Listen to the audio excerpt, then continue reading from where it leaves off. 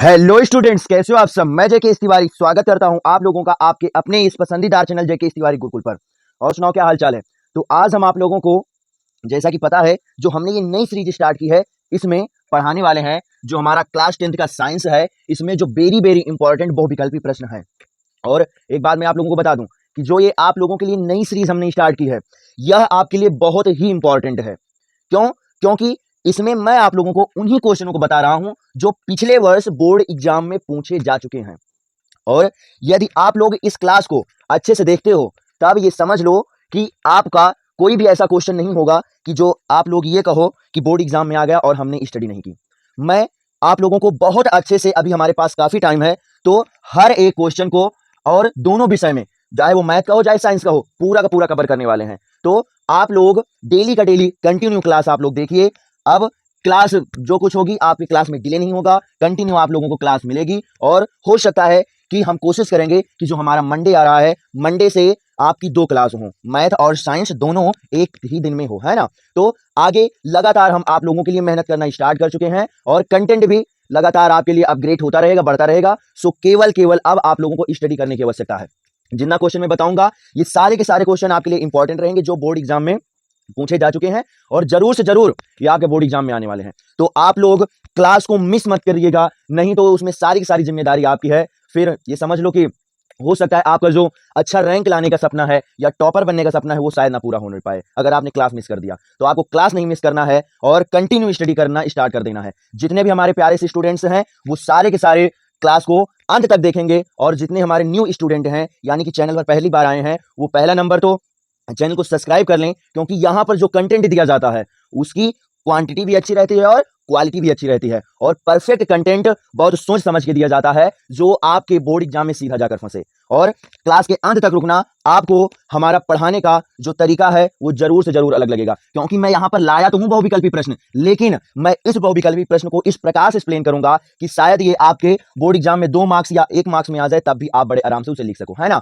और एक क्वेश्चन में आपके जाकर 2 से 3 क्वेश्चन जाकर मैं एक्सप्लेन करूंगा, है ना। तो क्लास के अंत तक रुकना, आपको जरूर से जरूर बेनिफिट मिलने वाला है। सो चैनल को आप सब्सक्राइब कर दो और जितने भी स्टूडेंट्स हैं इस समय क्लास में, वो सारे के सारे क्लास को लाइक कर दें। और जितने आते रहेंगे वो पहला नंबर भाई क्लास को लाइक करना है, ये ध्यान रखना, है ना। क्योंकि जब तक आपकी यहां पर लाइक की संख्या हो या लाइव की संख्या हो, दोनों नहीं बनेगी, तब तक हम आपको बेहतरीन तरीके से स्टडी नहीं करा पाएंगे। और सारे के सारे स्टूडेंट्स, जितने भी आप लोगों के फ्रेंड्स हैं, सबके पास इस क्लास को शेयर कर दो, है ना। और फिर सब कोई एक साथ मिलकर हम स्टडी करते हैं और बोर्ड एग्जाम को टारगेट करके उसकी खोपड़ी में छेद किया जाए और बेहतर से बेहतर मार्क्स लाया जाए, है ना। तो अब हम आपका टाइम बगैर बर्बाद किए हम आपकी क्लास को स्टार्ट करते हैं। लेकिन उससे पहले आप कमेंट कर दीजिए कि आप रेडी हो या नहीं। कमेंट आप कर दीजिए रेडी हो या नहीं। और एक बात बता दूं, कोई भी क्वेश्चन अगर बाई चांस नहीं समझ में आएगा तो कमेंट बॉक्स आपके लिए ओपन है। और इस समय मैं भी आपके साथ लाइव चैट में बैठा हूं। सो भले ये प्रीमियम क्लास है, लेकिन आपको परेशान होने की आवश्यकता नहीं है, फील एकदम लाइव वाला ही आएगा। सो आप लोग जरूर से जरूर चैट बॉक्स में कमेंट कीजिए और हम आपके कमेंट का रिप्लाई देंगे और अच्छे से अच्छे आपको क्वेश्चन को अच्छे से हम एक्सप्लेन करेंगे, है ना। तो आशा करता हूं सब कुछ आप समझ गए होंगे। और हाँ, फिर से वही बात, न्यू वाले जितने भी स्टूडेंट्स हैं वो चैनल को सब्सक्राइब कर दें और जितने अन्य स्टूडेंट्स हैं वो सब कोई अपने अन्य फ्रेंड्स को बुला लो और क्लास को लाइक कर दो और स्टडी करना स्टार्ट कर दो। और रफ और पेन लेकर भाई जरूर से जरूर बैठिएगा। जितने भी क्वेश्चन हम आपको यहाँ पर बैठाएंगे, आपको सभी के सभी क्वेश्चनों को एक एकत्रित स्थान पर लिखना है, ताकि बोर्ड एग्जाम के समय आप अच्छे से रिवीजन कर सको और बेहतरीन से बेहतरीन अपना मार्क्स ला सको। आया समझ में? तो अब हम आपकी क्लास को स्टार्ट कर रहे हैं। सो जो हमारा क्वेश्चन नंबर फर्स्ट है, वहां से हम स्टार्ट करेंगे और आपकी ज्यादा बड़ी क्लास नहीं रहेगी, है ना। जितना हम आपको बता पाएंगे कम से कम समय में, उतना हम बेहतर से बेहतर आपको बताने की कोशिश करेंगे, क्योंकि आप लोग भी ऊबने लगते हो, है ना। सो साधारण सी क्लास रहेगी। अभी हमारे पास काफी टाइम है, हम बेहतर से बेहतर स्टडी करते हुए लगातार अपना अच्छा से अच्छा मार्क्स जरूर से जरूर बोर्ड एग्जाम में ले आएंगे। मगर उसके लिए आपको कंटिन्यू वर्क करना पड़ेगा, क्योंकि आपने बचपन में ही वो कहानी सुनी होगी कि कछुआ आराम से चल रहा था, लेकिन उसने कंटिन्यू वर्क किया, तब वह जाकर सफल हुआ है। सो भले आप आराम से चलो, लेकिन आप कंटिन्यू वर्क करो, है ना। ये नहीं कि आपने एक दिन 10 घंटे स्टडी कर ली और दूसरे दिन आपने स्टडी ही नहीं करी। उससे बेहतर है कि आप डेली आप 1 घंटे स्टडी करो, लेकिन डेली आप करो, है ना। तो अब हम आपका टाइम बर्बाद किए, अब आपकी क्लास को क्या करते हैं, स्टार्ट करते हैं। सो इसमें जो क्वेश्चन होंगे वो फिजिक्स से या बायो से होंगे। केमिस्ट्री वाले क्वेश्चन आगे आने वाली क्लास में आपको मिलेंगे जाकर, है ना। तो जो हमारा क्वेश्चन नंबर आपका फर्स्ट है, यहां पर हम क्वेश्चनों की संख्या नहीं डालेंगे, आप अपने अकॉर्डिंग डाल लीजिएगा, है ना। चाहे वो बहुविकल्पी हो, लघु उत्तरी हो या दीर्घ उत्तरी हो या अति लघु उत्तरी हो, जितने भी होंगे सब आप लोग एक जगह पर लिख लीजिएगा, नंबर वाइज डालकर अच्छे से आपका एक नोट्स बन जाएगा और उसी को आप रिवाइज कर लीजिएगा। सब कुछ आपको आसानी से आ जाएगा, है ना। सो क्या है, कि हमारा जो क्वेश्चन नंबर फर्स्ट यहाँ पर बता रहे हैं वो कह रहे हैं कि क्या कह रहे हैं कि किस किस दर्पण किस दर्पण से किस दर्पण से क्या वस्तु किस दर्पण से वस्तु किस दर्पण से वस्तु का बड़ा बड़ा प्रतिबिंब बनता है, प्रतिबिंब बिंब बनता बनता है ना। यानी ऐसा कौन सा दर्पण है जिससे हम क्या बड़ा प्रतिबिंब प्राप्त करते हैं। सो जो ऑप्शन नंबर हमारा फर्स्ट है, ऑप्शन नंबर जो हमारा फर्स्ट है वो है हमारा जाकर, जो ऑप्शन नंबर हमारा फर्स्ट है वो क्या इन्होंने बताया है, क्या हमारा जो ऑप्शन नंबर फर्स्ट है वो क्या है, अवतल दर्पण, क्या अवतल अवतल दर्पण। और नेक्स्ट जो है हमारा वो क्या दिया गया है, वो क्या दिया गया है, उत्तल दर्पण। क्या दिया गया है, उत्तल दर्पण। आया समझ में, क्या दिया गया हमारा, उत्तल दर्पण। तो अब बताना है कि आपको इसमें कौन सा ऑप्शन होगा। तो हम आपको कॉन्सेप्ट जरूर से जरूर समझाएंगे। तो समझिए क्या उत्तल और अवतल दिया गया है। तो आप लोगों ने देखा होगा जो हमारा उत्तल होता है वो कैसे ऐसे जाकर बनता है ना। उत्तल से क्या होता है, उभरे हुए पृष्ठ से क्या होता है, परावर्तन होता है ना। और क्या करेंगे, अगर हम यहाँ पर क्या करें, अगर इसके द्वारा प्रतिबिंब बनाएं तो जो हमारा उत्तल दर्पण होता है वो चाहे हम यहाँ पर रखें जाकर प्रतिबिंब, या हम यहाँ पर प्रतिबिंब रखें जाकर, है ना, यहाँ पर प्रतिबिंब रखें जाकर, क्या होगा हमारा जो ऑब्जेक्ट यहाँ पर रखें या यहाँ पर रखें, हमारा जो प्रतिबिंब होगा वो दर्पण के पीछे बनेगा जाकर, दर्पण के पीछे बनेगा जाकर, और क्या बनेगा, छोटा बनेगा। और जो हमारा क्या अवतल होता है, जो हमारा अवतल दर्पण होता है, जो हमारा अवतल दर्पण होता है वो क्या करता है, इसमें 6 स्थितियां बनती हैं। एक तो पहला नंबर हम क्या करेंगे, अनंत पर रखेंगे, फिर क्या करेंगे, अनंत और मुख्य फोकस के मध्य रखेंगे जाकर, और फिर क्या करेंगे, वक्रता पर रखते हैं, और फिर वक्रता और फोकस के मध्य रखते हैं, और फिर क्या करते हैं हम फोकस पर रखते हैं, और फिर फोकस और ध्रुव के मध्य रखा जाता है। आया समझ में, है ना। तो हमारा जो ये दो स्थित हैं, इन दोनों स्थितियों में हमें छोटा प्रतिबिंब मिलता है जाकर, इस वाली में क्या होता है, बराबर मिलता है जाकर, इस वाली में क्या होता है, बराबर मिलता है। और यहाँ से चाहे हम फोकस और वक्रता केंद्र और फोकस और ध्रुव के मध्य से, इन तीनों स्थितियों में हमारा जो प्रतिबिंब होता है वो क्या होता है, बड़ा बनता है जाकर। क्या होता है, प्रतिबिंब क्या होता है हमारा, बड़ा बनता है जाकर। तो अगर अब क्या केवल उत्तल क्या छोटा प्रतिबिंब बना रहा है, और जो हमारा अवतल है वो क्या बड़ा प्रतिबिंब बना रहा है, तो ऑप्शन नंबर ए क्या हो जाएगा हमारा, राइट हो जाएगा। बताओ आया समझ में नहीं, है ना। यानी कि जो उत्तल दर्पण है, जो अवतल दर्पण है वो क्या होगा हमारा, वस्तु का बड़ा प्रतिबिंब बनाएगा। बताओ आया समझ में कि नहीं, है ना। इन दोनों स्थितियों में क्या होगा, छोटा मिलेगा जाकर। यहाँ हमारा हमारा क्या होता है, फोकस पर मिलता है लगभग बहुत छोटा, जिसे हम बिंदुवत भी बोल सकते हैं, है ना। उसके बाद में इस स्थिति में क्या होता है, फोकस और वक्रता के मध्य मिलता है जाकर, और लगभग पहले से क्या होता है, बड़ा होता है। फिर क्या होता है, जब हम वक्रता पर रखेंगे तो वक्रता पर ही जाकर बनेगा लगभग इसके बराबर, है ना। और उसके बाद में जैसे हमने क्या किया, वक्रता और फोकस के मध्य रखा जाकर, तो क्या होगा, हमें अनंत और वक्रता के मध्य मिलेगा जाकर, और क्या हो जाएगा हमारा प्रतिबिंब जो होगा वो वस्तु से बड़ा हो जाएगा। और जैसे हमने फोकस पर रखा जाकर, तब क्या होगा, हमें कहीं अनंत पर मिलेगा जाकर, कहाँ, कहीं अनंत पर मिलेगा जाकर, है ना। और जैसे हमने फोकस और ध्रुव के मध्य रख दिया, तैसे जाकर हमें क्या होगा, प्रतिबिंब हमारा दर्पण के पीछे बन जाएगा और आभासी बन जाएगा। 5 स्थितियों में वास्तविक बनता है, और जो छठवीं स्थिति है लास्ट वाली, उसमें क्या बनता है, आभासी बनता है। और आभासी का मतलब सीधा होगा और दर्पण के पीछे होगा, और वास्तविक का मतलब उल्टा होगा और दर्पण के आगे होगा। दो स्थितियां, अनंत वाली और वक्रता और अनंत के मध्य वाली, इन दोनों में क्या होता है, हमें छोटा प्रतिबिंब मिलता है जाकर। और बाकी अन्य जितनी 4 स्थितियां हैं, अन्य जितनी 3 स्थितियां हैं, उसमें क्या होता है, प्रतिबिंब बड़ा मिलता है जाकर, और वक्रता केंद्र पर रखते हैं तब क्या होता है, छोटा नहीं, बराबर मिलता है वस्तु के जाकर। बताओ आया समझ में कि नहीं, है ना। और देख सकते हो किस प्रकार से हमने इस क्वेश्चन का पोस्ट मास्टर किया है। और यदि बाई चांस कोई भी पार्ट हमारा समझ में नहीं आया इस क्वेश्चन का, तो क्लास को बैक करके देख लीजिएगा। और इतना हम गारंटी लेते हैं कि एक छोटे से क्वेश्चन में इतना एक्सप्लेन करने वाला हमारे अलावा कोई मिलेगा नहीं जाकर, है ना। तो क्लास को भाई शेयर करना बनता है। सो सारे के सारे स्टूडेंट्स भाई क्लास को शेयर कर दो, ताकि आपके साथ अन्य जितने आपके फ्रेंड्स हैं वो भी अच्छे से अच्छे स्टडी कर सकें। जो अन्य प्लेटफॉर्म पर घूम रहे हैं, अपना टाइम बर्बाद कर रहे हैं, वो अपना टाइम ना बर्बाद करें। और एक बात और आप समझ लीजिए कि आप कोई भाई एक टीचर को पकड़ लो, कोई एक प्लेटफॉर्म पकड़ो, और जब एक प्लेटफॉर्म को पकड़कर आप स्टडी करोगे, तभी आपके लिए बेहतर से बेहतर वो सारा कंटेंट तैयार हो पाएगा, बनेगा जाकर, और तभी आप अच्छा से मार्क्स भी लेकर आओगे। नहीं तो कहीं आज यहाँ पढ़ रहे हो, कहीं वहां पढ़ रहे हो, फिर आपके लिए प्रॉब्लम हो जाएगी, है ना। सो कोई हम ये नहीं करें कि आप हम ही से पढ़ो, लेकिन जो आपके लिए बेहतर लगे, अगर हम बेहतर लग रहे हैं तो हमसे पढ़ो, कोई दूसरा बेहतर लग रहा है तो दूसरे पढ़ो, लेकिन हाँ कोई एक प्लेटफॉर्म आप चूज कर लो। और हम इतना गारंटी ले सकते हैं कि इतना एक्सप्लेन करने वाला और शायद कोई ना मिल पाए, है ना। सो इसी प्रकार से हर एक क्वेश्चन का पोस्ट मास्टर हम अच्छे से करेंगे। सो आप लोग भाई क्लास को तो शेयर करना बनता है इसी बात पर, है ना। और जितने स्टूडेंट्स ने अभी तक क्लास को लाइक नहीं किया, वो सारे क्लास को लाइक कर देंगे। आया समझ में। अब हम चल रहे हैं क्वेश्चन नंबर सेकंड पर। क्वेश्चन नंबर सेकंड पर, लेकिन स्पेस ना होने के कारण क्या कर रहे हैं, इसे हम मिटा दें। नीचे वाला जो इमेज बना हुआ इसे हम मिटा दें, और उसके बाद में हम आपको बताएं अच्छे से, है ना। सो अब जो सेकंड है हमारा, वो क्या है कि मनुष्य के शरीर में कौन सी सबसे बड़ी ग्रंथि है। क्या मनुष्य के शरीर में कौन सी सबसे बड़ी ग्रंथि है ना। क्या हमारा है, मनुष्य के शरीर में कौन सी सबसे बड़ी ग्रंथि ग्रंथि है। आया समझ में? कौन सी सबसे बड़ी ग्रंथि है? सो जो हमारा ऑप्शन है वो यहाँ पर दिया गया है। क्या दिया गया है कि अग्न्याशय ऑप्शन नंबर ए हमारा क्या है? अग्न्याशय अग्न्याशय है ना, अग्न्याशय न्याशय। और जो हमारा ऑप्शन नंबर बी है वो हमारा क्या है जाकर? यकृत। क्या? यकृत। तो आपको बताना है इन दोनों ऑप्शनों में से आखिर कौन सी ऐसी ग्रंथि है जो शरीर की सबसे बड़ी ग्रंथि होती है जाकर। तो जो अग्न्याशय होता है ये क्या होता है? छोटा होता है। और सबसे बड़ी ग्रंथि की बात करें, अगर शरीर की सबसे बड़ी ग्रंथि की बात करें जिसमें खास करके लिए मनुष्य के लिए तो वो हमारा हो जाता है यकृत, अर्थात ऑप्शन नंबर बी हो जाएगा। वो क्या हो जाएगा? राइट। तो यहां पर क्या ग्रंथि की बात की है, लेकिन अगर आपसे सबसे बड़ा अंग पूछ लिया जाए, क्या सबसे बड़ा अंग अगर हम पूछ लें, क्या अंग की सबसे बड़ा अंग क्या होता है, तो आप लोग क्या करोगे? दौड़ने लगोगे, हाथ हो गया, पैर हो गया, ये हमारी मतलब कि पूरी बॉडी हो गई, बैकबोन वगैरह हो गया, इसके पीछे आप दौड़ने लगोगे। सो ये गलत बात है ना, ये गलत बात है। उसके पीछे आप नहीं जो दौड़ोगे। आप समझ सकते हो जो त्वचा है, त्वचा आप समझ सकते हो पूरे बॉडी में फैली हुई है ना, पूरे के पूरी बॉडी में फैली हुई, और ये भी एक प्रकार का क्या है? हमारा अंग ही तो है। तो आप क्या बोलोगे? सबसे बड़ा जो अंग होता है वो क्या होता है? हमारा स्किन, अर्थात त्वचा। क्या? त्वचा जो होगा वो सबसे बड़ा अंग होगा जाकर। और अगर सबसे बड़ी हड्डी की बात की जाए, सबसे बड़ी हड्डी की बात की जाए, है ना, हड्डी की बात की जाए, हड्डी, तो वो क्या हो जाएगी? हमारी पैर की हड्डी हो जाएगी। क्या हो जाएगी? पैर की हड्डी हो जाएगी। इससे बड़ी और कोई बॉडी में हड्डी नहीं पाई जाती है ना। आया समझ में? पैर की हड्डी। क्या?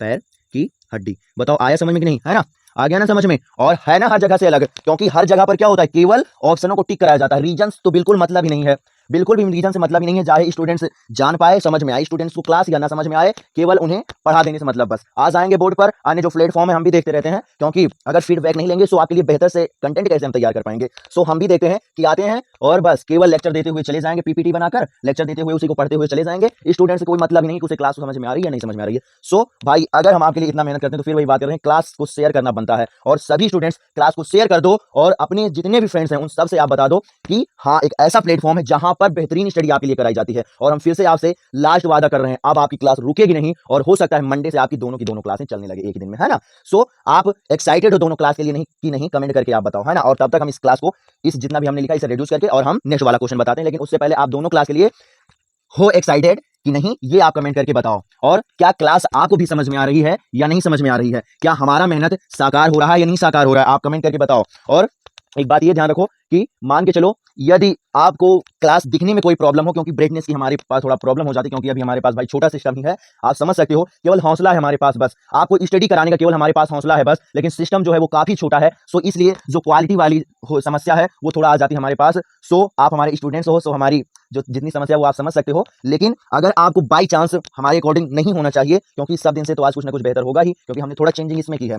सो अगर बाई चांस तब भी दिखने में प्रॉब्लम है तो थोड़ा आप क्वालिटी बढ़ा लीजिएगा। और अगर उस समय क्वालिटी बढ़ाने के बाद भी प्रॉब्लम है तो आपको डरने की कोई आवश्यकता नहीं, क्योंकि मैं जो लिखता हूं वो बोलता हूं। तो आप लोग केवल कॉपी और पेन लेकर बैठो, उसी समय आप ये समझ लो कि सर इमला बोल रहे हैं, है ना। सो उसी के अकॉर्डिंग आप लिख सकते हो और हर एक क्वेश्चन को अच्छे समझ सकते हो। आया समझ में? सो क्लास को छोड़कर मत जाइएगा, क्योंकि जितने भी क्वेश्चन लेकर आए वो सारे सारे तड़कते भड़कते क्वेश्चन लेकर आए हैं जो डायरेक्ट आपके जाकर बोर्ड एग्जाम में फंसने वाले हैं, ये आप ध्यान रखिएगा, है ना। तो जो इन क्वेश्चनों को पढ़ेगा और जो ये सीरीज है इसमें जो टारगेट करेगा अपने बोर्ड एग्जाम को, वही जाकर बेहतर से बेहतर मार्क्स लाएगा। सो क्लास के अंत तक आपको रुकना है, ये ध्यान रखिएगा, है ना। और जिस प्रकार से जोश हमारा हाई है उसी प्रकार से आप भी कमेंट करके बताओ कि इस क्लास के लिए आपका जोश हाई है या नहीं, कैसा जोश है, तुरंत आप कमेंट करो। और तब तक हम आपको नेक्स्ट वाला क्वेश्चन बता रहे हैं, है ना।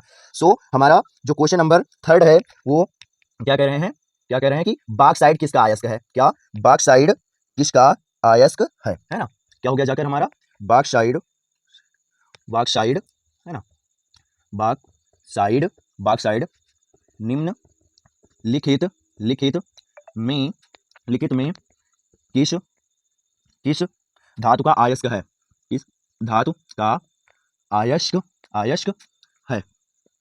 और आपके जितने फ्रेंड्स हैं उनको भी बुला लो, क्योंकि हो सकता है वो कहीं ऐसे प्लेटफॉर्म पर भटक रहे हो जहां पर केवल क्लास लेने से मतलब है, इससे मतलब नहीं कि बच्चे को समझ में आया कि नहीं समझ में आया। तो उन सबको बुला लो और एक साथ आप स्टडी करो, क्योंकि जो कंटेंट है उसमें हम दम रखते हैं और आपके लिए मेहनत करते हैं। तो आपको भी हमारा सपोर्ट करने की आवश्यकता है और सभी स्टूडेंट्सों को आपको बुलाने की आवश्यकता है ना। सो क्लास को शेयर करो, और जितने बच्चों ने क्लास को भाई लाइक नहीं किया, फिर से बोल रहे हैं आप क्लास को लाइक कर दीजिए, आप ध्यान रखें, है ना। क्योंकि जब तक आपकी यहाँ पर संख्या चाहे वो लाइक की हो या लाइक की हो, जब तक नहीं बढ़ेगी तब तक हमें मोटिवेशन नहीं मिलेगा, और जब तक हमें मोटिवेशन मिलेगा नहीं तब तक हम आपके लिए कंटेंट तैयार नहीं कर पाएंगे। है समझ में? सो सभी लोग क्लास को लाइक भी कर दो, जिन लोगों ने क्लास को नहीं लाइक किया है दोबारा नहीं लाइक करना, ये भी ध्यान रखिएगा, नहीं तो दोबारा अगर लाइक करोगे तब फिर लाइक करना ना करना सब बराबर हो जाएगा, तो दोबारा मत लाइक करना। जितने स्टूडेंटों ने लाइक कर दिया वो ठीक है, जिन्होंने नहीं किया है वो लाइक करेंगे, और सभी लोग क्लास को शेयर कर दीजिएगा, है ना। जिन्होंने शेयर कर दिया है वो भी शेयर कर दें, और जिन्होंने नहीं किया वो भी शेयर कर दें, क्योंकि क्या पता अब की बार दोबारा ही आपके स्टूडेंट जितने आपके फ्रेंड्स हैं वो आ जाए, है ना। सो क्लास को आप शेयर करने में लगे रहो और इंजॉय लेते रहो क्लास का, और अच्छे से अच्छे क्वेश्चनों को पढ़कर और जाकर आगे चलकर बोर्ड एग्जाम की खोपड़ी में सब कोई छेद कर दो और अपना बेहतर से बेहतर मार्क्स लेकर आओ, है ना। सो क्या है कि बैक साइड किसका अयस्क है। सो जो ऑप्शन नंबर हमारा ए है, ऑप्शन नंबर हमारा क्या ए है, ऑप्शन नंबर ए है, वो क्या बताया जा रहा है, सोडियम। क्या हमारा सोडियम, क्या सोडियम है ना, क्या हमारा सोडियम है। और जो हमारा नेक्स्ट है बी वाला वो क्या दिया गया है, एल्यूमिनियम। क्या जो हमारा नेक्स्ट है क्या है, एल्यूमिनियम, है ना, क्या एल्यूमिनियम। आया समझ में, क्या एल्यूमिनियम। तो आप समझ सकते हो ये जो सोडियम है, तो सोडियम का मतलब Na तो जरूर से जरूर आएगा, क्या आएगा, Na जरूर से जरूर आएगा। मगर जो एल्यूमिनियम होता है इसमें क्या आता है, हमारा Al आता है। और जो बैक साइड का सूत्र होता है इसमें भी हमारा क्या आता है, Al ही आता है। अर्थात जो बैक साइड होता है ये क्या होगा, जाकर एल्यूमिनियम धातु का क्या अयस्क हो जाएगा। अर्थात हमारा ऑप्शन नंबर जो बी है वो क्या हो जाएगा, राइट हो जाएगा। समझ में, है ना, ऑप्शन नंबर बी क्या हो जाएगा, हमारा राइट हो जाएगा। उसके बाद में नेक्स्ट क्वेश्चन की बात करें तो क्या इन्होंने बताया है कि किस दर्पण के द्वारा काल्पनिक प्रतिबिंब बनता है। क्या होगा, किस किस किस दर्पण दर्पण के द्वारा क्या हमारा काल्पनिक क्या काल्पनिक काल्पनिक क्या प्रतिबिंब क्या प्रतिबिंब बिंब बनता है, क्या बनता है। यानी कि ये कह रहे हैं कि ऐसा कौन सा दर्पण है जिससे हमारा जो प्रतिबिंब प्राप्त होता है वो क्या होता है, काल्पनिक प्राप्त होता है ना, काल्पनिक प्राप्त होता है। अर्थात ऑप्शन नंबर जो हमारा ए है वो क्या है, ऑप्शन नंबर ए हमारा क्या है, उत्तल दर्पण। क्या उत्तल उत्तल उत्तल दर्पण क्या हो जाएगा, फिर से ऑप्शन को लिख रहे हैं, क्या केवल केवल उत्तल केवल उत्तल। और ऑप्शन बी है हमारा क्या, उत्तल उत्तल व अवतल दोनों दोनों, है ना। यानी कि केवल उत्तल या उत्तल व अवतल दोनों होंगे। तो आप समझ सकते हो काल्पनिक का मतलब, काल्पनिक क्या होगा, यानी कि काल्पनिक का मतलब हुआ कि आप कल्पना कर रहे हो, अर्थात आभासी। यहाँ पर समझ सकते हो, चाहे आपसे काल्पनिक बोला जाए, चाहे आपसे क्या काल्पनिक बोला जाए या आभासी बोला जाए, क्या आभासी, क्या आभासी, है ना। चाहे आपसे काल्पनिक बोला जाए या आभासी बोला जाए, दोनों का मतलब एक ही हुआ। और आप समझ सकते हो जो हमारा उत्तल दर्पण होता है ये तो हमारा काल्पनिक प्रतिबिंब बनाता ही है, उत्तल दर्पण जो होता है ये तो काल्पनिक प्रतिबिंब बनाता ही जाकर। लेकिन जो अवतल दर्पण होता है ये भी हमारा क्या करता है, काल्पनिक प्रतिबिंब बनाता है जाकर लास्ट वाली स्थिति में। अर्थात हम क्या बोल सकते हैं, हम ऐसा बोल सकते हैं कि जो हमारा उत्तल और अवतल दोनों दर्पण होते हैं वो क्या होते हैं, हमारा काल्पनिक प्रतिबिंब बनाते हैं। बताओ आया समझ में कि नहीं। और अगर समझना है कि कैसे बनाते हैं तो क्लास को बैक कर लो, अभी हमने बहुत अच्छे से एक्सप्लेन किया है पहले वाले क्वेश्चन में कि किस प्रकार से कहां पर प्रतिबिंब हम रखते हैं तो कहां पर जाकर हमें कहां पर ऑब्जेक्ट रखते हैं तो कहां पर जाकर हमें प्रतिबिंब दर्पण के द्वारा कौन सा किस स्थिति में प्राप्त होता है, ये हमने बहुत अच्छे से एक्सप्लेन कर दिया है ना। सो अगर तुम्हें जानना है कि कैसे कहां पर बनता है तो आप क्लास को बैक कर सकते हो और जान लोगे, है ना। उसके बाद में हम क्या नेक्स्ट वाली क्वेश्चन पर चल रहे हैं, और नेक्स्ट क्वेश्चन हमारा क्या बताया गया है, यदि वायु के सापेक्ष कांच का अपवर्तनांक 3/4 है। क्या क्या बताया गया इन्होंने क्या बताया है कि यदि यदि यदि वायु के सापेक्ष क्या वायु के सापेक्ष क्या वायु के सापेक्ष यदि वायु के सापेक्ष क्या हमारा कांच कांच का क्या अपवर्तनांक, क्या अपवर्तनांक अपवर्तनांक, है ना, अपवर्तनांक क्या अपवर्तनांक कितना है, 3/4 है। क्या 3/4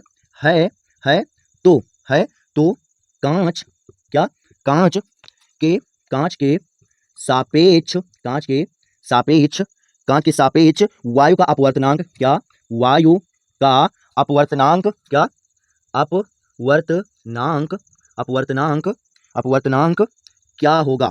क्या होगा बताओ आया समझ में नहीं। यानी ये क्या कह रहे हैं कि हमारा जो ऑप्शन पहले लिख दें तो उसके बाद में बताएं, है ना। क्या हो जाएगा, ऑप्शन नंबर ए है वो क्या है हमारा 3/2 है, और नेक्स्ट जो है वो क्या है हमारा ऑप्शन नंबर जो बी है वो क्या है हमारा 4/3 है। क्या है 4/3 है। अब आप समझने की कोशिश कीजिए कैसे इसे करते हैं।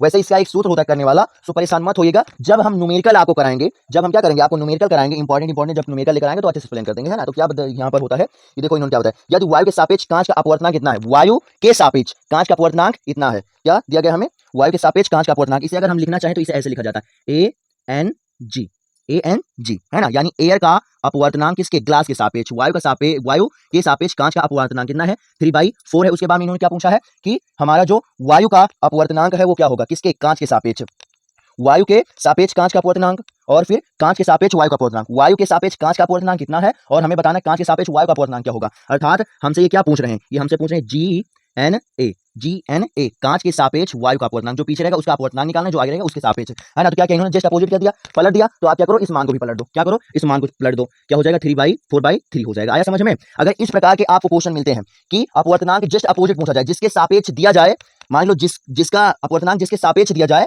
फिर उसका जस्ट अपोजिट पूछ लिया जाए, तो आप क्या करोगे, वो क्या करेंगे, पलटेंगे। तो एक साधारण सा क्वेश्चन अगर बहुविकल्पी के लिए है तो क्या करोगे, आप उससे क्या करोगे, पलट दोगे। और इसके पीछे का कॉन्सेप्ट क्या है, सो थोड़ा बड़ा कॉन्सेप्ट है, इसका सूत्र भी होता है, तो इसे हम आपको आगे आने वाली क्लास में बहुत अच्छे से एक्सप्लेन करने वाले हैं, समझ में, बहुत अच्छे से एक्सप्लेन करने वाले हैं। सो एकदम बेहतरीन तरीके से क्या होगा, ये पूरा का पूरा आपका हो जाएगा। ये अगर इस फॉर्म में देखा जाए तो आप क्या करना है, इन्होंने क्वेश्चन को पलटा है, तो आप क्या करो, मान ही पलट दो, बस पूरा का पूरा आपका आंसर आ जाएगा अच्छे से। आया समझ में, कमेंट करके बताओ अच्छे से आ गया समझ में कि नहीं। अर्थात जो हमारा ऑप्शन नंबर क्या बी है वो क्या हो जाएगा, राइट हो जाएगा। बताओ आया समझ में कि नहीं, है ना, आ गया ना अच्छे समझ में। सो अब क्या कर रहे हैं, एक बात और, आप लोग स्क्रीनशॉट लेते हो क्योंकि आपको नोट्स भी बनाना है। ये जितने क्वेश्चन है ये सारे सारे आपके लिए इंपॉर्टेंट ही हैं। आया समझ में, जितने क्वेश्चन है वो सारे सारे आपके लिए इंपॉर्टेंट ही हैं। सो आप लोग नोट्स भाई बनाते रहो। आया समझ में। सो अब क्या करें, हम इसे रिड्यूस कर रहे हैं और नेक्स्ट वाले क्वेश्चन पर चलेंगे, है ना। क्या कर रहे हैं, रिड्यूस कर रहे हैं, और इसके बाद में क्या करेंगे, हम नेक्स्ट वाले क्वेश्चन पर चलेंगे। नेक्स्ट वाले क्वेश्चन पर अब हम चलेंगे। सो इसके बाद में जो हमारा क्वेश्चन है, कहाँ गया भाई क्वेश्चन, कहाँ तक हमने बता दिया है भाई आपको, 1 2 1 2 3 4 5 5 क्वेश्चन हमने आपको बताए हैं, 5 क्वेश्चन हमने आपको बताए हैं। उसके बाद में क्वेश्चन नंबर 6, क्या क्वेश्चन नंबर 6 क्या हो जाएगा हमारा, ये कह रहे हैं निम्न में से कौन सा पदार्थ लेंस बनाने के लिए प्रयुक्त नहीं किया जाता। निम्न क्या, निम्न निम्न में से कौन सा पदार्थ, पदार्थ क्या, निम्न में से कौन सा पदार्थ लेंस बनाने में, क्या लेंस लेंस बनाने में प्रयुक्त नहीं किया जा सकता है, प्रयुक्त नहीं किया जा सकता है। ऑप्शन नंबर ए हमारा, ऑप्शन नंबर ए वैसे छोटे छोटे ऑप्शन है, तो हम आपको क्या पूरे पूरे लिखा दे रहे हैं और अच्छे से आपको समझाएं। फिर क्या हमारा पहला ऑप्शन है, क्या है, जल है। ऑप्शन नंबर बी इन्होंने दिया गया है क्या, कांच दिया है, क्या कांच दिया है। और सी जो दिया है, क्या दिया है इन्होंने, प्लास्टिक दिया है, क्या प्लास्टिक, क्या हो जाएगा हमारा, प्लास्टिक प्लास्टिक। और जो हमारा नेक्स्ट है डी वाला, इन्होंने क्या बताया, मिट्टी मिट्टी। अब आप इसके पीछे कॉन्सेप्ट समझो। एक बात ये ध्यान रखो, कोई ऐसा हम आपको जुगाड़ बता देंगे क्वेश्चन करने का कि आप बहुविकल्पी क्वेश्चन ऐसे देखते ही लगा लोगे, उसमें आपको टाइम ही नहीं बर्बाद करना पड़ेगा। सो क्लास के अंत तक आप रुके रहो, अभी और भी बहुत अच्छे अच्छे क्वेश्चन है, बहुत प्यारे प्यारे क्वेश्चन है, आपको क्लास को भाई छोड़ के नहीं जाना है, क्योंकि आप देख सकते हो क्वेश्चनों का लेवल क्वेश्चनों का लेवल कैसा है ना, सब हाई फाई क्वेश्चन ही है। सो क्लास के अंत तक रुकना है, और फिर से तुम्हारी संख्या भाई घट रही है, समझ लो, है ना, तुम संख्या घटा रहे हो आप भाई, ईमानदारी नहीं कर रहे हो, मेहनत आप कर नहीं रहे हो। सो क्लास को आपको शेयर करना बनता है, क्लास को आप सभी लोग शेयर कर दो, है ना। तो समझो इसमें क्या इन्होंने बताया है कि ऐसा कौन सा पदार्थ है जिसको हम लेंस बनाने में प्रयुक्त नहीं कर सकते। तो लेंस क्या होता है, लेंस क्या होता है कि लेंस हमारा जो होता है वो क्या होता है, पारदर्शी होता है। क्या होता है, पारदर्शी होता है, अर्थात आर पार देखा जा सकता है। अब इसका मतलब कि लेंस बनेगा पारदर्शी, तो हमारा पारदर्शी क्या पदार्थ भी होना चाहिए, अर्थात एक ऐसा पदार्थ जो अपारदर्शी हो, है ना, अपारदर्शी हो, वही क्या हो जाएगा हमारा, अपारदर्शी मतलब जिसके आर पार देखा ना जा सके, वही क्या हो जाएगा, उसी के द्वारा हम नहीं बना सकते। तो आप समझ सकते हो, जो हमारा जल होता है, जल, इसके भी आर पार हम देख सकते हैं, इसके आर पार हम देख सकते हैं। कांच जो होता है इसके भी आर पार देखा जा सकता है। प्लास्टिक जो होता है इसके आर पार भी देखा जा सकता है। और अगर आपको हमारी बात पर नहीं विश्वास तो आप लोग आज जाकर ट्राई कर लीजिएगा। लेकिन जो मिट्टी है इसके आर पार आप क्या करोगे, नहीं देख पाओगे, अर्थात ऑप्शन नंबर हमारा जो हो जाएगा डी हो जाएगा। बताओ आया समझ में कि नहीं, कॉन्सेप्ट जो हमने बताया और जो इसका अच्छे से हमने इस क्वेश्चन को एक्सप्लेन किया इस कॉन्सेप्ट के साथ, बताओ आया समझ में कि नहीं, है ना, आ गया ना अच्छे से एक्सप्लेन में। सो बेहतर है। और उसके बाद में हम क्या करेंगे, हम नेक्स्ट वाले पे चलेंगे। क्या करेंगे, नेक्स्ट वाले पे चलेंगे। क्या हो गया भाई, ये हमें लगता है फोन हैंग करने लगा हमारा। और कहाँ गया चक्कर, उसके बाद में क्या दिया गया है, कहाँ गया चक्कर, ओके। उसके बाद में नेक्स्ट क्वेश्चन जो हमारा है, वैसे इसमें हमने जो क्वेश्चन लेकर आए हैं वो सारा का सारा क्या कंबाइंड फिजिक्स केमिस्ट्री बायो सब में से है ना। नीचे क्या है, बायोगैस, क्या बायोगैस, क्या बायोगैस का मुख्य अवयव है, बायोगैस का मुख्य अवयव है, यानी बायोगैस का कौन सा क्या मुख्य अवयव है, अर्थात किसमें से बायोगैस अच्छे से प्राप्त होती है, अर्थात ऐसा बोल सकते हैं कि कौन सा बायोगैस है। सो ऑप्शन नंबर जो हमारा ए है, क्या ऑप्शन नंबर जो हमारा ए है वो हमें दिया गया है क्या, CO2 यानी कार्बन डाइऑक्साइड, और उसके बाद में बी जो है वो क्या दिया गया, CH4, क्या CH4 यानी कि क्या मीथेन, है ना। अब जैसी बात यहाँ पर गैस की बात करें तो ये भी गैस ही होगा, और ये दोनों क्या है, गैस ही हैं। तो इन्होंने बताया कि ऐसी कौन सी गैस है जो क्या बायोगैस है, बायोगैस अर्थात जो हम प्रयुक्त में ला सकते हैं ना, जो प्रयुक्त में ला सकते हैं। वैसे दोनों की दोनों गैसें हमारे प्रयुक्त में, हाँ ठीक ओके, प्रयुक्त ला सकते हैं। अर्थात ये जो गैस होती है वो क्या होती है, ये वाली गैस मीथेन, ये हमारे प्रयुक्त में आती है। लेकिन ये क्या होती है, इसे हम क्या करते हैं, सांस के द्वारा छोड़ते हैं, इसलिए जो बायोगैस हो जाएगा वो हमारा क्या हो जाएगा, क्या हो जाएगा, CH4 हो जाएगा। बताओ आया समझ में कि नहीं, है ना। बायोगैस क्या हो जाएगा हमारा, CH4 हो जाएगा, अर्थात मीथेन हो जाएगा। और वैसे भी आप समझ सकते हो एक नया कॉन्सेप्ट आप ले लो, जो बायोगैस होता है ये क्या है, ये एक कार्बनिक पदार्थ होता है ना, कार्बनिक पदार्थ होता है। और जो हमारा मीथेन ये भी क्या है, कार्बनिक पदार्थ ही है। सो इस फॉर्म में भी आप बोल सकते हो कि आखिर मीथेन जो होगा वही हमारा क्या हो जाएगा, बायोगैस हो जाएगा। बताओ आया कॉन्सेप्ट समझ में कि नहीं, है ना। और क्लास में आप कैसा महसूस कर रहे हो, क्लास आपके लिए बेहतर है या नहीं, आप कमेंट करके बताइए। और तब तक हम नेक्स्ट क्वेश्चन पर चल रहे हैं, है ना। तब तक हम क्या कर रहे हैं, नेक्स्ट क्वेश्चन पर चल रहे हैं। इसके बाद में जो हमारा नेक्स्ट क्वेश्चन इन्होंने क्या बताया, निम्न में से किस हाइड्रोकार्बन के 3 आबंध होते हैं। क्या, निम्न में से किस हाइड्रोकार्बन के 3 आबंध होते हैं। निम्न में से किस हाइड्रोकार्बन, निम्न में से किस हाइड्रोकार्बन के 3 आबंध होते हैं, के 3 आबंध। इसे आबंध भी बोल सकते हैं या ओनली वन, क्या हम इसे बंध भी बोल सकते हैं, आया समझ में, बंध भी बोल सकते हैं। आबंध होते हैं, आया समझ में। यानी कौन सा ऐसा हाइड्रोकार्बन है जिसके 3 आबंध होते हैं। सो ऑप्शन नंबर यहाँ पर क्या दिया गया है, ए यानी कि ए क्या हमारा दिया गया है, CH4, क्या CH4। और उसके बाद में जो नेक्स्ट ऑप्शन है वो हमारा क्या है, CH3, क्या बी वाला C3H4 क्या है, ठीक है सी, हाँ ठीक है C3H4। अब इसका आप कॉन्सेप्ट समझो, क्योंकि हमने रटाना तो है नहीं। तो जो हमारे हाइड्रोकार्बन होते हैं वो क्या होते हैं, 3 होते हैं, है ना।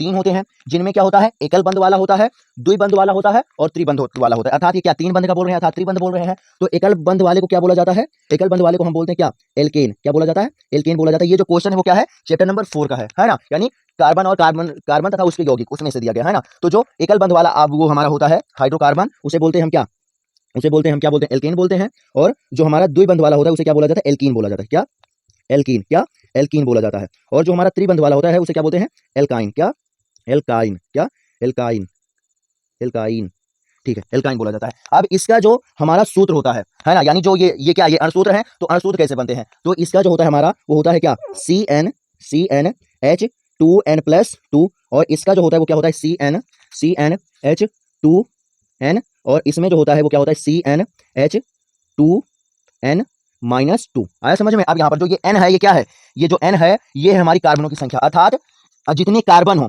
एल्केन वाले में, जितने कार्बन हो उतने कार्बनों, जितने कार्बन हो सो हाइड्रोजन उसमें हो जाएंगे। क्या, कार्बन की संख्या को 2 गुना कर दो और उसमें 2 ऐड कर दो तो हमें एल्केन मिल जाएगा। और अगर केवल 2 गुना करते हो तो एल्केन मिलेगा जाकर कार्बन की संख्या के। और अगर कार्बन की संख्या को आप 2 गुना करके उसमें से 2 माइनस कर दोगे तब हमें क्या होगा, एल्कीन मिल जाएगा। अर्थात त्रिबंध वाला क्या हाइड्रोकार्बन मिल जाएगा। अब हम क्या कर रहे हैं, इन्हीं सूत्रों को यहाँ पर अप्लाई कर रहे हैं। तो आप यहाँ पर देख सकते हो क्या, एक कार्बन है ना, क्या केवल एक कार्बन। तो एक कार्बन का क्या करोगे, 2 गुना करोगे तो क्या आ जाएगा, 2 आ जाएगा। और 2 में आप 2 जोड़ोगे तो क्या हो जाएगा, 2 2 4। अर्थात ये क्या हो जाएगा हमारा, ये CH4 अर्थात एल्केन वाला यानी कि एक बंध वाला हाइड्रोकार्बन है। और यहाँ पर देख सकते हो यहाँ पर क्या दिया है, 3 3 का 2 गुना करो, 3 दूनी 6, 4 कैसे आएगा, 6 में से क्या करोगे आप, 2 माइनस करोगे। अर्थात CnH2n-2 यानी कि एल्कीन ग्रुप वाला, अर्थात त्रिबंध इस एल्कीन ग्रुप में आता है। यानी कि ये हमारा जो ऑप्शन नंबर बी है वो क्या हो जाएगा, राइट हो जाएगा। क्योंकि एल्कीन ग्रुप का जो फार्मूला होता है वो ये होता है जाकर, और इसी फार्मूले को ये वाला हमारा क्या जो तत्व अर्थात पदार्थ है वो क्या कर रहा है, यानी कि यौगिक है वो क्या कर रहा है, ये वाला यौगिक उस फार्मूले को क्या कर रहा है, परफेक्ट कर रहा है ना। अर्थात ये वाला ऑप्शन क्या हो जाएगा हमारा, राइट हो जाएगा। बताओ आया समझ में कि नहीं, है ना।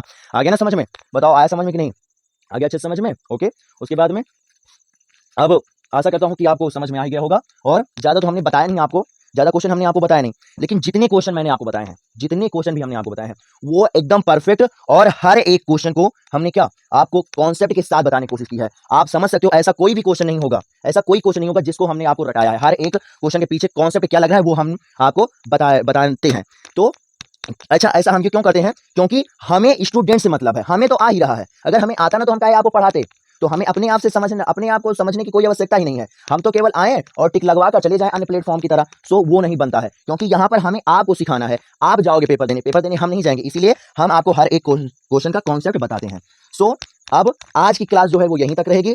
आप भी बोर ना फील करो और क्लास आपकी आसानी से डेली का डेली होती रहे। सो छोटी छोटी क्लासें बहुत अच्छी हैं। कोशिश करेंगे कि जो हमारी मंडे है उस दिन से आपकी दोनों की दोनों क्लासें आए। अभी तक क्या होता था, जो क्लासें आती थी वो एक दिन आती थी, एक दिन नहीं आती थी, और थोड़ा बीच में ब्रेक भी आ गया। तो उसके लिए हम फिर से बोल रहे हैं very very so sorry. Last वो आपसे वादा कर रहे हैं मंडे से हो सकता है क्लास आपकी दोनों आए। तब उस समय क्या होगा कि जब आप डेली, भले आप कछुए की चाल से चलो लेकिन आप कंटिन्यू वर्क करोगे, तब आप बेहतर से बेहतर वर्क कर सकते हो। सो हम आपको छोटी छोटी क्लासें डेली देंगे। सो आपका अभी काफी आपके पास टाइम है और आप इन सभी क्वेश्चनों को भाई अच्छे से लिख लीजिएगा। जितने भी क्वेश्चन हम आपको बता रहे हैं वो आप समझ सकते हो, एक से एक क्वेश्चन सारे के सारे हाई लेवल के ही हैं। सो ये सारे के सारे क्वेश्चन बोर्ड एग्जाम में पूछे जा चुके हैं। और इन सभी क्वेश्चनों को आप अच्छे से लिख लीजिएगा और अच्छे से रिवाइज कर लीजिएगा। हम भी आप लोगों का रिवीजन करवाएंगे बोर्ड एग्जाम के समय फिर से, लेकिन आप लोगों को भी रिवाइज करना है। जब आप नोट्स में रखे रहोगे और हाथ से लिखोगे तो ज्यादा समय तक याद रहेगा और तब आप एक अच्छा से अच्छा मार्क्स लेकर आओगे।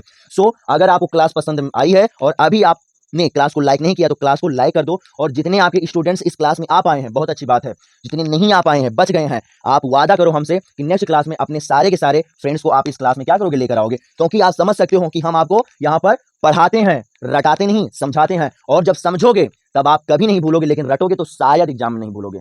तो आपको केवल बोर्ड एग्जाम्स तो मतलब है नहीं, आपको अभी कंपटीशन एग्जाम भी देना है और अच्छा सा मेहनत करके अच्छा अपना रैंक लाना है और एक अच्छी खासी जॉब करनी है। तो उसके लिए आपको क्या करना पड़ेगा, कॉन्सेप्ट आपको समझना पड़ेगा, है ना। तो आशा करता हूं आपको क्लास पसंद में आई है और अगर क्लास अच्छी लगी है तो जितने स्टूडेंट्स यहां पर हैं और अभी तक क्लास को देखते हुए आए हैं, वो सारे के सारे इस क्लास के बारे में कमेंट बॉक्स में लिखेंगे, ताकि अन्य स्टूडेंट्स को आए तो कमेंट बॉक्स ओपन करें। तो हाँ, अगर आप अच्छा खास कुछ लिखोगे इस क्लास से रिलेटेड, क्लास आपको पसंद कैसी आई, हमारे पढ़ाने का स्टाइल कैसा है, समझाने का स्टाइल कैसा है, क्या कंटेंट हमारा सबसे अलग है या नहीं अलग है, जो कुछ आपको अच्छा समझ में आ रहा है, जो आप इस क्लास के लिए बेहतर लिख सकते हो, वो सारा सारा आप क्या करोगे, बेहतर लिखोगे, ताकि अन्य कोई स्टूडेंट्स आए तो उन सभी कमेंटों को पढ़कर उसे महसूस हो कि हाँ, इस क्लास में दम है और वो इस क्लास को क्या करे, देख सके, है ना। सो आशा करता हूँ आप हम कहना क्या चाहते हैं वो आप समझ सकते हो। सो इसी फॉर्म में मैं आप लोगों को अच्छे से अच्छे क्वेश्चनों को आपके लिए लाता रहूंगा और आप लोग सभी क्वेश्चनों को अच्छे से पढ़कर और अपने बोर्ड रूपी दुश्मन के खोपड़ी में छेद करो और अपना अच्छा खासा मार्क्स लेकर आओ, है ना। सो ओके, फिर बाय बाय बच्चों, और मिलेंगे आपको